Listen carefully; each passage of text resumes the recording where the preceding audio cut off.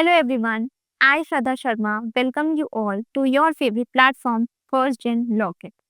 आज हम बात करने वाले हैं how to prepare for RJS interview.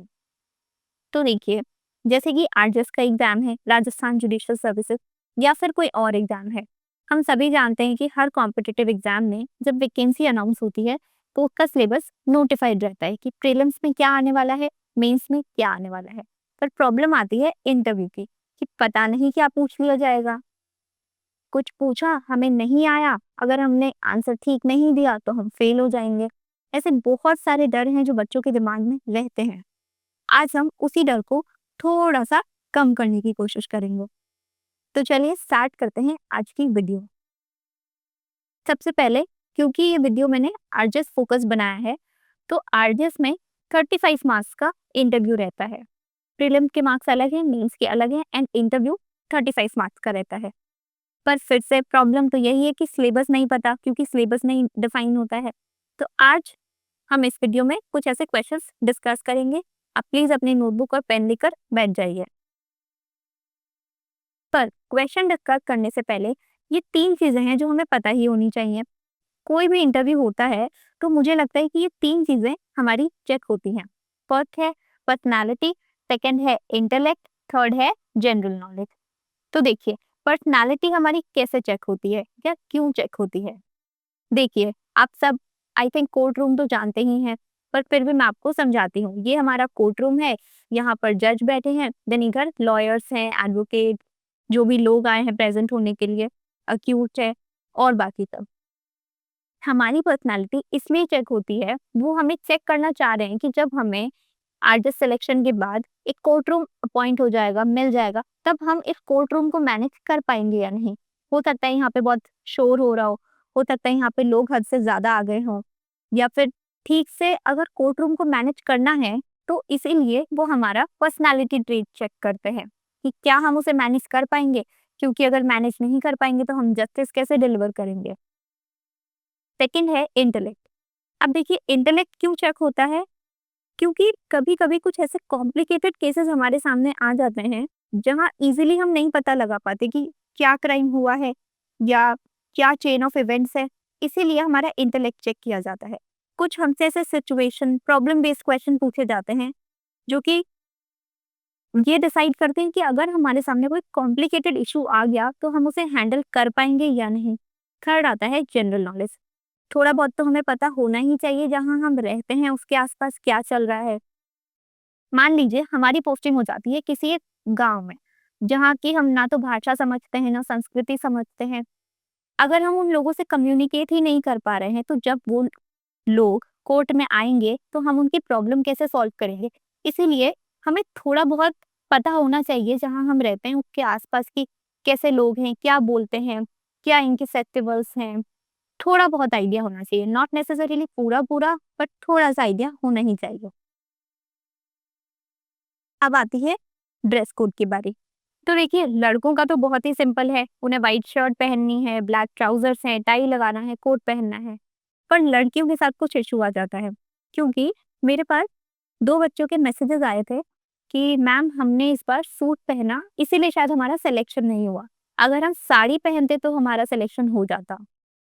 तो ऐसा जिसके भी दिमाग में ये क्वेश्चन है, लेट मी टेल यू कि आपने चाहे सलवार कुर्ता पहना हो या साड़ी पहनी हो, क्योंकि दोनों ही ड्रेस कोड में बताया गया है, तो इससे आपका सिलेक्शन डिसाइड नहीं होता है। पर आपने जो भी पहना हो, नो मैटर आपने क्या पहना हो, वो थोड़ा सा नीट एंड क्लीन होना चाहिए। आपका लुक थोड़ा सा प्रेजेंटेबल होना चाहिए। आपको थोड़ा सा वहां पर ग्रूम होकर जाना है। मैं ऐसा बिल्कुल नहीं कह रही हूँ कि आप बहुत सारा ग्रूमिंग में ही टाइम इन्वेस्ट कर दें, नहीं। थोड़ा सा हमें प्रेजेंटेबल लगना है उनके सामने, तो आप चाहे साड़ी पहने या सलवार कुर्ता, दोनों ही चलेगा। अब आता है टाइप्स ऑफ क्वेश्चन कि हमसे क्या-क्या क्वेश्चन पूछे जा सकते हैं।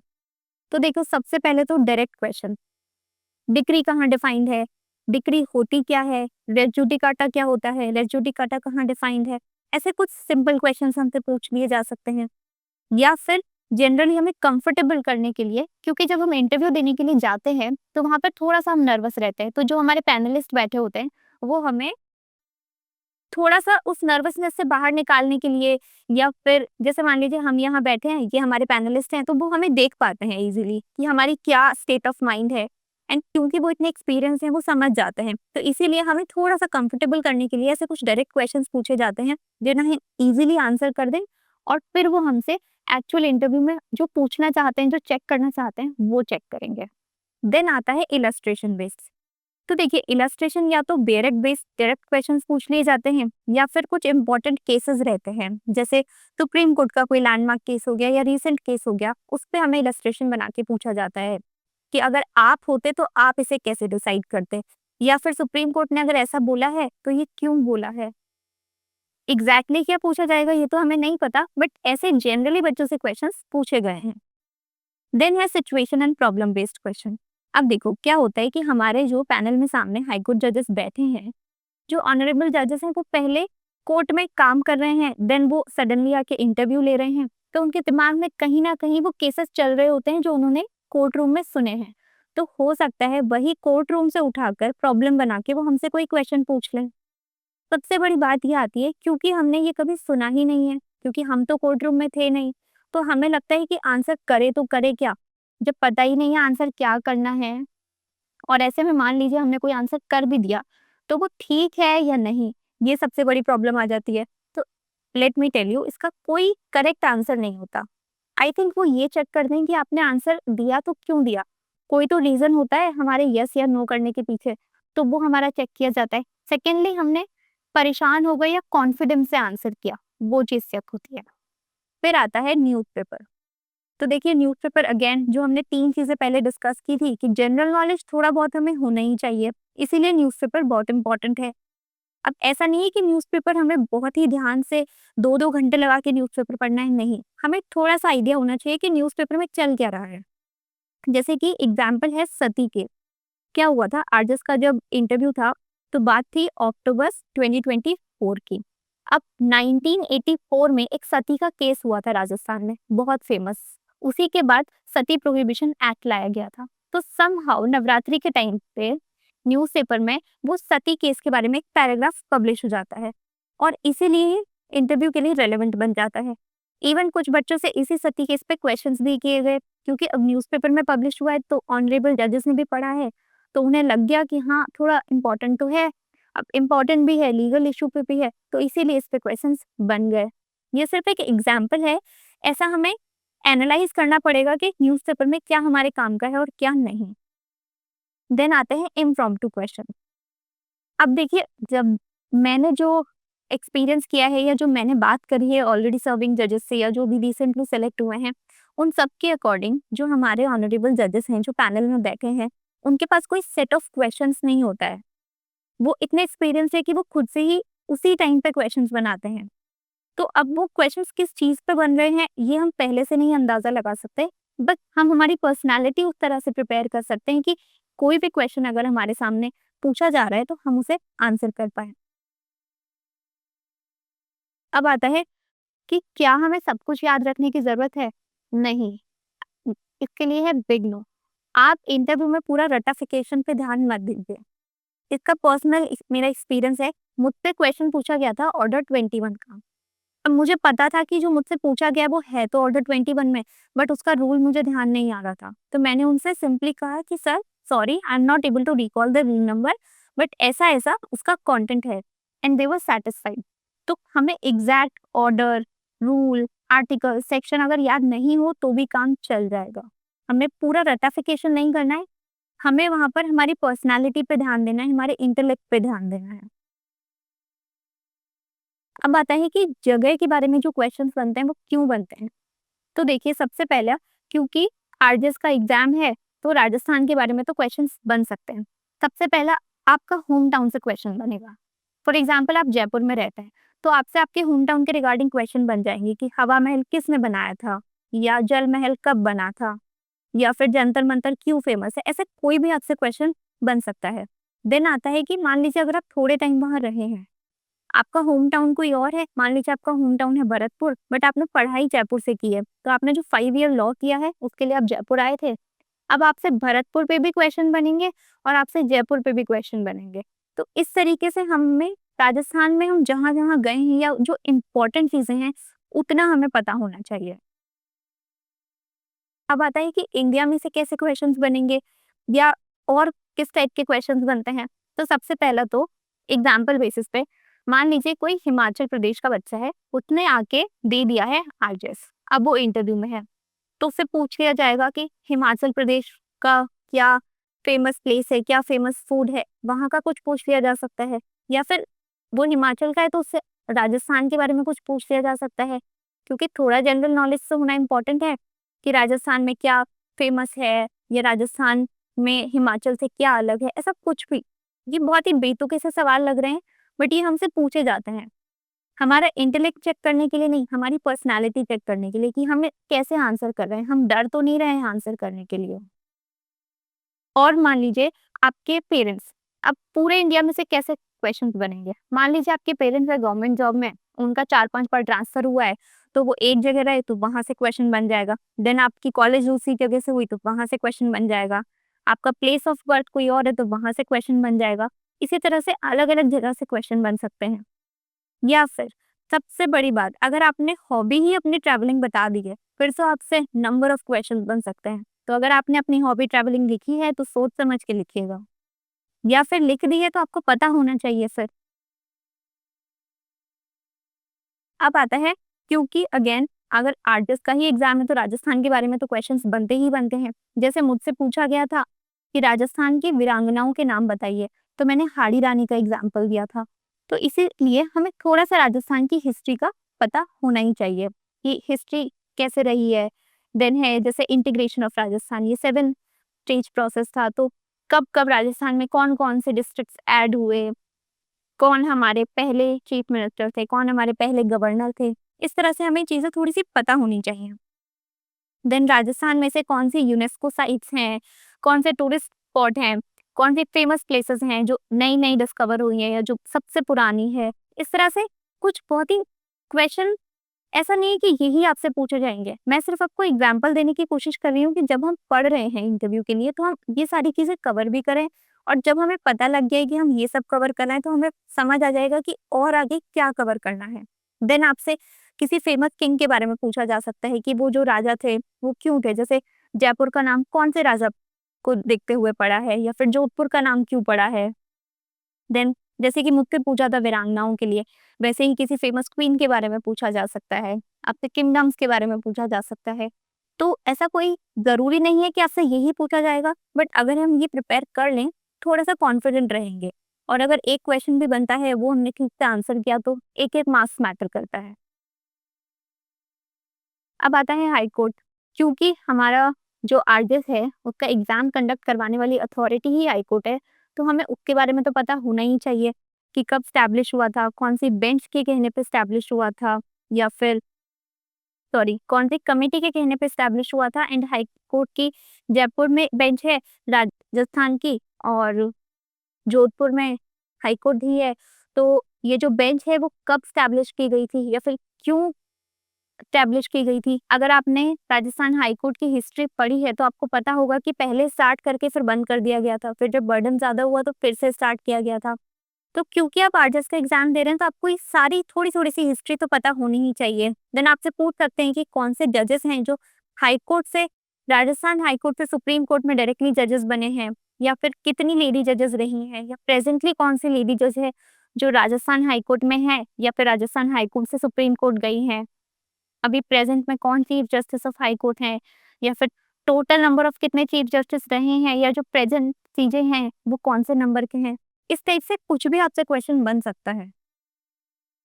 सिमिलरली हमसे हाई कोर्ट में भी जैसे क्वेश्चन बने थे वैसे सुप्रीम कोर्ट में भी बनेंगे कि कब स्टैब्लिश हुआ, कितने जजेस हैं जो राजस्थान से आए थे। अगेन सुप्रीम कोर्ट में कितने लेडी जजेस हैं, अगर कोई गवर्नर से डायरेक्टली सुप्रीम कोर्ट जज बने हैं तो वो कौन है, किसका लॉन्गेस्ट टेन्योर है, कौन से सीजे का शॉर्टेस्ट टेन्योर है। ऐसे बहुत ही सिंपल सिंपल से क्वेश्चन बनेंगे, ऐसा नहीं कि बहुत ही इन डेप्थ आपसे पूछ लिया जाएगा कि जो थर्ड सीजे थे वो उनकी हिस्ट्री बताइए। ऐसा कुछ बहुत अलग नहीं पूछेंगे, जो हम नॉर्मली डेली लाइफ में बात करते हैं ऐसी ही वहाँ पे चीज़ें पूछेंगे। बट ये ही वहाँ पर याद करना लाइक हमें पता है, लेकिन जैसे ही क्वेश्चन किया फटाफट से वो जो आंसर करने की टेक्निक है वो हमें आनी चाहिए, वरना तो हम नर्वस हो जाएंगे और भूल जाएंगे जो आता है वो भी। देन है रीसेंट लीगल अपडेट्स। अब जैसा कि अक्टूबर 2024 में हमारे आरजेस के इंटरव्यूज हुए थे, तो उस टाइम पे कुछ लीगल अपडेट चल रही थी, जैसे कि रशिया यूक्रेन तो बहुत टाइम से है ही न्यूज में, उस टाइम नया नया ये इजराइल का इशू हुआ था, न्यू क्रिमिनल लॉज तो चल ही रहे हैं बहुत टाइम से न्यूज में। देन सती केस, जैसा कि मैंने आपको एग्जाम्पल दिया था। तो ये कुछ एग्जाम्पल्स हैं जो उस टाइम के रिसेंट लीगल अपडेट्स थे। अब न्यूज़पेपर पढ़ना, जनरल नॉलेज हमें पता होना चाहिए, ये सारे आप डॉट अगर कनेक्ट करेंगे तो आपको समझ आएगा कि यहाँ से क्वेश्चंस बन क्यों रहे हैं। क्योंकि हाईकोर्ट जजेस हमसे पूछना चाह रहे हैं कि तुम्हें कितना पता है, या अगर किसी चीज के बारे में थोड़ा बहुत पता है तो how do you answer that question. Then आता है सुप्रीम कोर्ट अपडेट्स। ऑब्वियसली अब सुप्रीम कोर्ट तो हमारे लिए बहुत इंपॉर्टेंट है। जो जो बच्चा लीगल फील्ड में है उसके लिए तो सुप्रीम कोर्ट बिल्कुल हमारे मंदिर की तरह ही है। तो सुप्रीम कोर्ट के जो इम्पोर्टेंट केसेस हैं, या तो मान लीजिए आपसे पूछ लिया जाएगा कि आपका जो सुप्रीम कोर्ट का फेवरेट केस कौन सा है, या फिर वो अगर आपका फेवरेट है तो वो क्यों है, ये आपसे पूछ लिया जा सकता है। तो जैसे मान लीजिए सेम सेक्स मैरिज हो गया, या फिर 2024 में मिनरल्स केस, जिसमें कि स्टेट वर्सेस यूनियन का मुद्दा उठा था कि इसमें जो सुप्रीम कोर्ट ने डिसाइड किया है वो ठीक है या नहीं, या ऐसा क्यों डिसाइड किया, या अगर आप होते तो आप क्या डिसाइड करते। अभी जो वक्फ का एक्ट आ चुका है, उस टाइम पे बिल की डिबेट चल रही थी, तो इस पे क्वेश्चंस बने हैं बहुत सारे बच्चों के।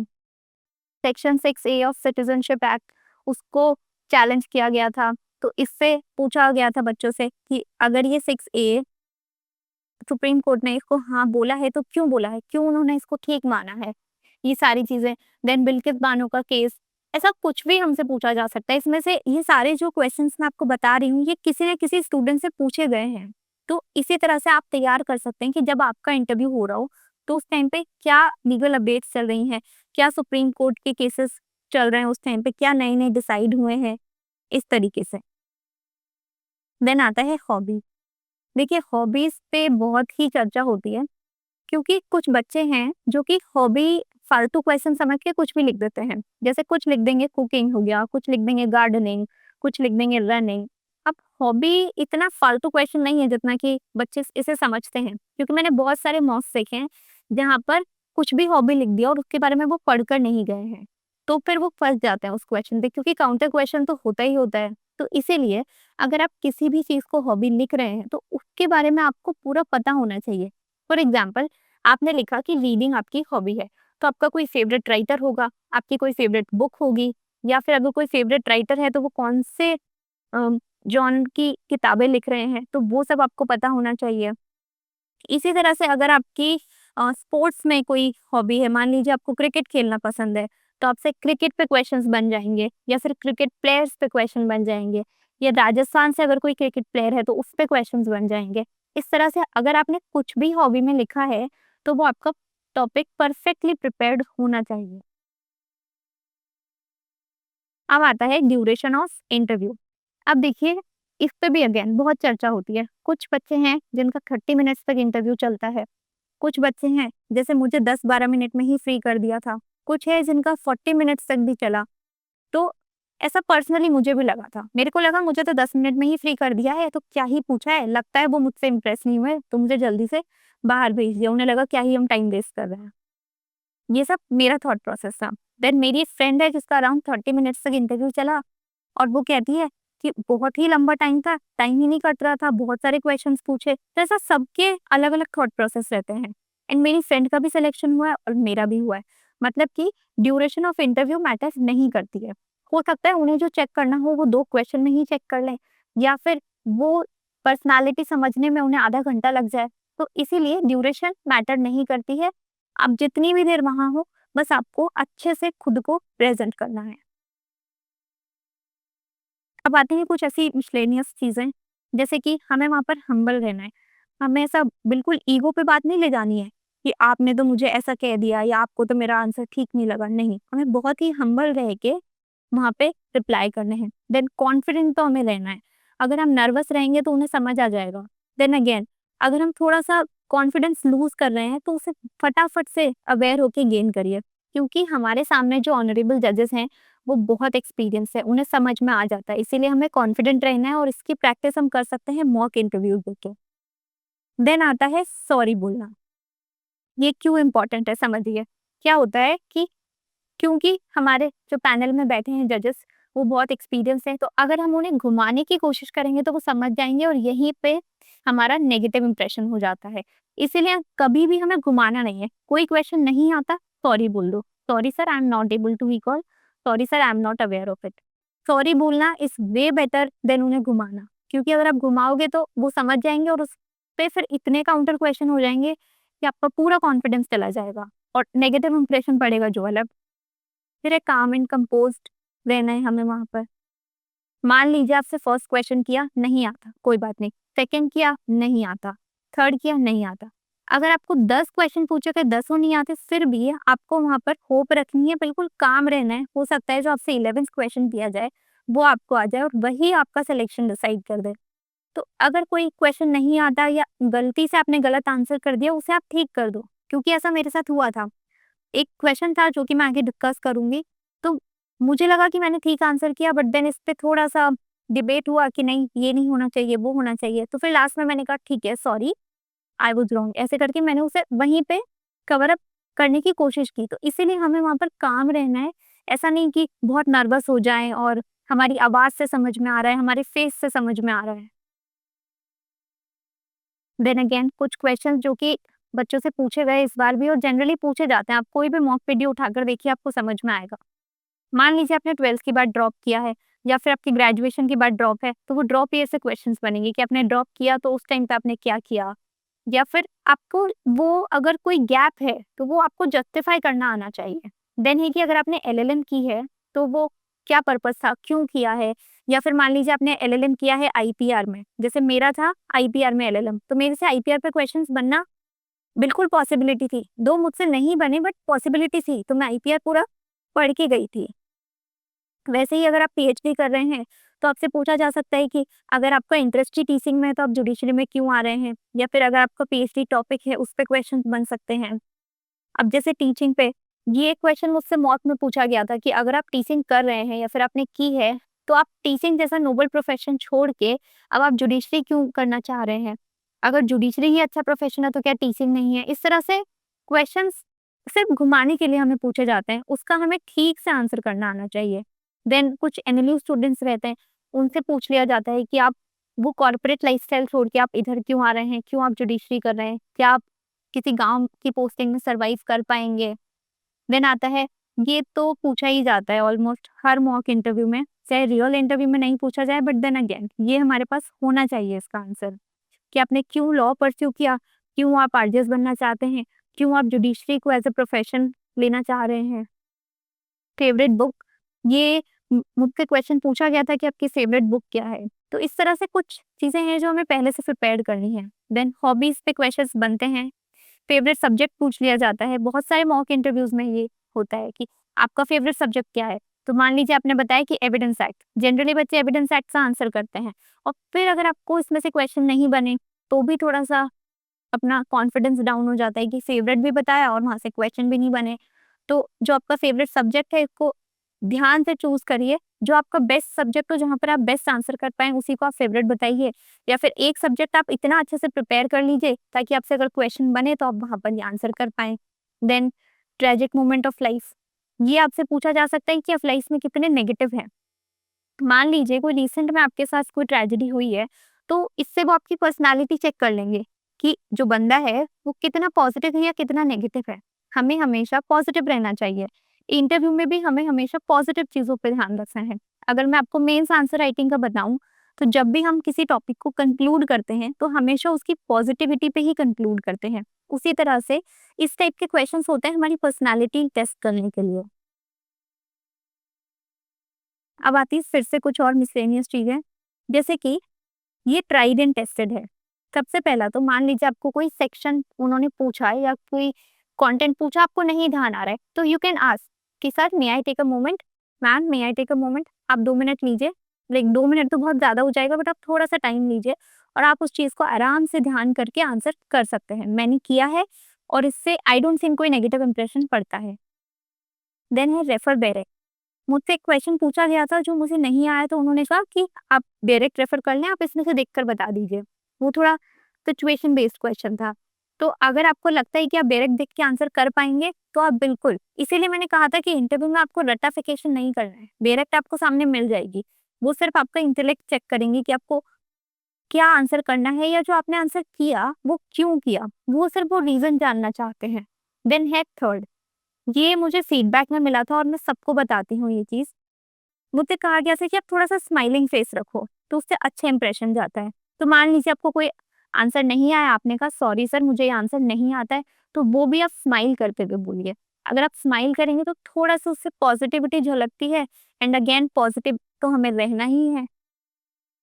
फिर आता है कि इतनी सारी चीज़ें हमने देखी, अब ये सब चीज़ें हम टेस्ट कैसे करेंगे? क्योंकि पढ़ लेना बात अलग होती है और उसे टेस्ट करना बात अलग होती है। जैसा कि मैंने स्टार्टिंग में बताया था कि अगर आपको अपना कॉन्फिडेंस दिखाना है, तो उसे पहले टेस्ट करना पड़ेगा, और कॉन्फिडेंस टेस्ट करने के लिए बेस्ट है मॉक इंटरव्यू।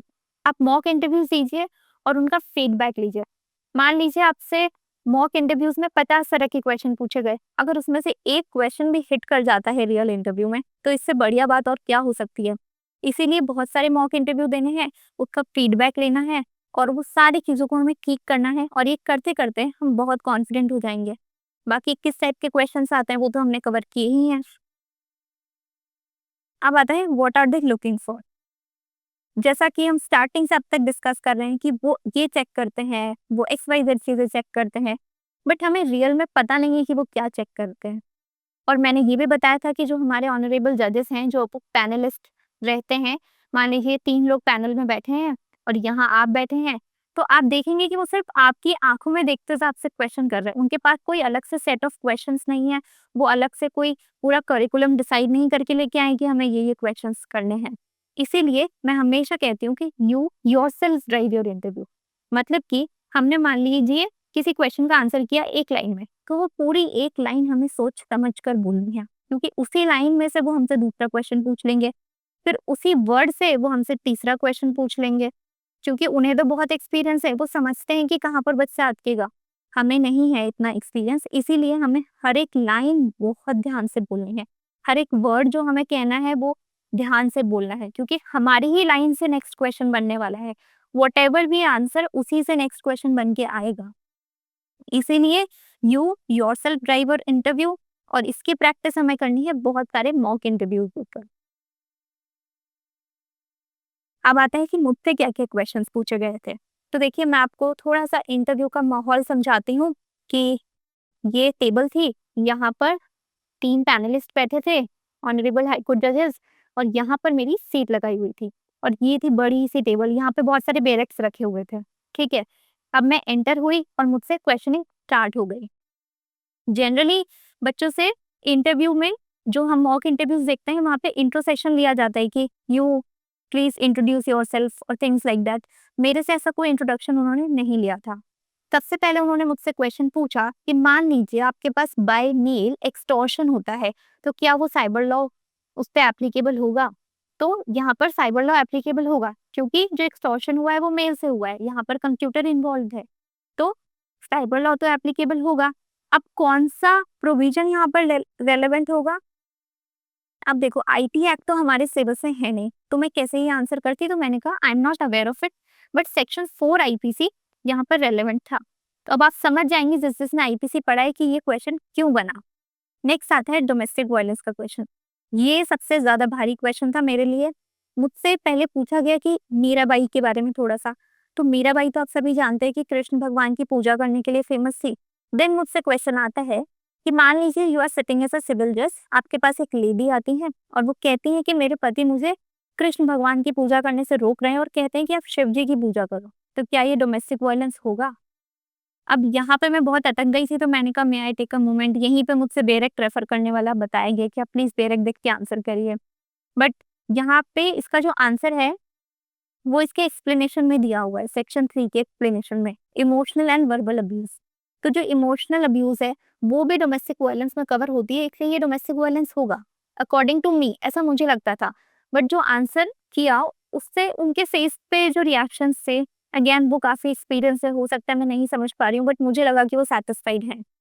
देन मुझसे कॉन्स्टिट्यूशन का क्वेश्चन पूछा गया, जहाँ पे कि मेरा थोड़ा आर्ग्यूमेंट होते होते बच गई। मुझसे पूछा गया कि विमेन एम्पावरिंग आर्टिकल्स बताओ। अब अगर आपसे पूछा जाए तो आप कहाँ से स्टार्ट करेंगे, बताइए।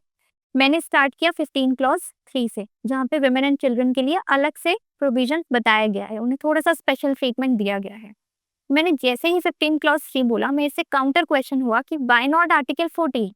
तो मैंने कहा कि 14 तो include everybody and 15 clause 3 is specially about women. तो उन्होंने कहा are women not included in everybody. बात तो ठीक है, मुझे समझ नहीं आया क्या बोलूं। तो इसी बात पे थोड़ी बहस चली। मैंने उन्हें समझाने की कोशिश की कि स्पेशली आपने विमेन पूछा है इसलिए मैंने ये बता, और वो एक ही बात पे टिके हुए थे कि क्या विमेन सब में नहीं आती हैं। अब मुझे आज तक इसका ठीक आंसर पता नहीं है, बट यहाँ पर लास्ट में मैंने कहा कि सॉरी मैम, आप ठीक है, एंड 15 क्लॉज 3 की जगह मैंने फिर 14 से ही स्टार्ट किया। देन एक नेगोशिएबल इंस्ट्रूमेंट पे क्वेश्चन पूछा था कि अगर आपका चेक डिसऑनर हो जाता है तो आप क्या करेंगे। तो सेक्शन 138 टॉक्स अबाउट कि क्या करेंगे। तो उन्होंने कहा कि आप डायरेक्टली कंप्लेन कर देंगे। तो मैंने कहा नहीं, वो एक टाइमलाइन फॉलो करनी होती है। तो टाइमलाइन पे क्वेश्चन बने। देन ऑर्डर 21 पे क्वेश्चन, ये मैंने आपको बताया ही था कि एग्जीक्यूशन पे मुझसे क्वेश्चन बना था रूल 67 68 पे। बट उस टाइम पे मुझे वो रूल नंबर याद नहीं आया था, तो मैंने नहीं बताया, बस उन्हें कंटेंट बताया and they were quite satisfied with it. तो इस टाइप के क्वेश्चंस आप देखिए, कोई चेन ऑफ इवेंट्स नहीं बन रहा है। ये क्वेश्चन एक के बाद एक पता नहीं कैसे कैसे ही क्वेश्चंस बने हैं। मुझे भी इनमें कोई रेलेवेंस नहीं दिख रहा था, बस बनते जा रहे थे। तो इस टाइप से ही हमारे रियल इंटरव्यू होता है। तो जितने ज़्यादा आप मॉक इंटरव्यू देंगे, उतना ज़्यादा आप थोड़ा-सा कॉन्फिडेंस फील करेंगे। अब आता है कि आपको पहले से कैसे तैयारी करनी है। जैसे मैंने पहले से कैसे तैयारी की थी, मैंने बहुत सारे मॉक इंटरव्यू देखे। ऑलमोस्ट आरजेएस तो जितने बच्चे सेलेक्ट हुए हैं वो भी देखे, एमपीसीजे सिलेक्शंस भी देखे, डीजीएस सिलेक्शंस भी देखे, देन यूपी वाले बच्चों का इंटरव्यू भी देखा मैंने। जो यूट्यूब पे अवेलेबल था, काफ़ी कुछ देखा, और मैंने कुछ इस तरह से अलग से नोटबुक बनाई और उसमें सारे क्वेश्चंस लिख लिए। देखिए, फेवरेट सब्जेक्ट का क्वेश्चन, रीसेंट केसेस पे क्वेश्चन, एक्शनेबल क्लेम और मॉर्गेज में डिफरेंस क्या है। ये हमें लगता है कि मेंस का क्वेश्चन है, बट ये इंटरव्यू में भी किसी से पूछा था। तो इसीलिए मैंने इस तरीके से सारे क्वेश्चंस पहले से ही प्रिपेयर कर लिए, और इस टाइप के जो क्वेश्चन है, जैसे कि फेवरेट सब्जेक्ट, रीसेंट केसेस, इनके मैंने खुद ने कुछ आंसर्स प्रिपेयर करके रख लिए। अब जैसे मान लीजिए ट्रांसपोजिशन ऑफ पार्टीज, हमें पता है कि प्लेंटिफ को डिफेंडेंट बना दिया, डिफेंडेंट को प्लेंटिफ बना दिया, बट मान लीजिए इसका और अगर हम डेप्थ में जाएं तो हमसे पूछा जा सकता है कि ये कहाँ पर बताया हुआ है, ये सीपीसी में भी है, ये लिमिटेशन एक्ट में भी है। तो इस तरीके से हमें वो सारी चीजें पहले से प्रिपेयर करके रखी जा सकती हैं, कि हम सारे मॉक इंटरव्यूज देख के एटलीस्ट वो क्वेश्चंस तो पहले से प्रिपेयर कर लें। तो देखिए, आज हमने फिर से थोड़ी-सी समरी बता देती हूँ। आज हमने बात करी है आरजेएस के इंटरव्यू के बारे में, कि क्या ड्रेस कोड होता है, कितने मार्क्स होते हैं, किस टाइप के क्वेश्चंस बनते हैं, कैसे आप पहले से प्रिपेयर कर सकते हैं। आई होप आप सभी को ये वीडियो अच्छी लगी हो, एंड जैसा कि मैंने आपको ये क्वेश्चंस बताए थे, अगर आपको ये ज़्यादा क्वेश्चंस, मैंने जो पूरी नोटबुक बनाई थी, मेरे पास अराउंड 1000 क्वेश्चंस थे, बट बहुत सारे रिपिटेटिव बेसिस पे थे, तो अगर आप 200-300 क्वेश्चंस भी माने उनको, तो ये आपको मिल जाएँगे डिस्क्रिप्शन बॉक्स में। बाकी आपको कोई भी क्वेश्चन हो तो आप कमेंट कर सकते हैं, आप मेल कर सकते हैं, एंड आई रियली होप आपको ये वीडियो अच्छी लगी हो। Thank you so much. आज के लिए बस इतना ही। मिलते हैं एक नए टॉपिक के साथ कभी और किसी नई वीडियो में। Thank you.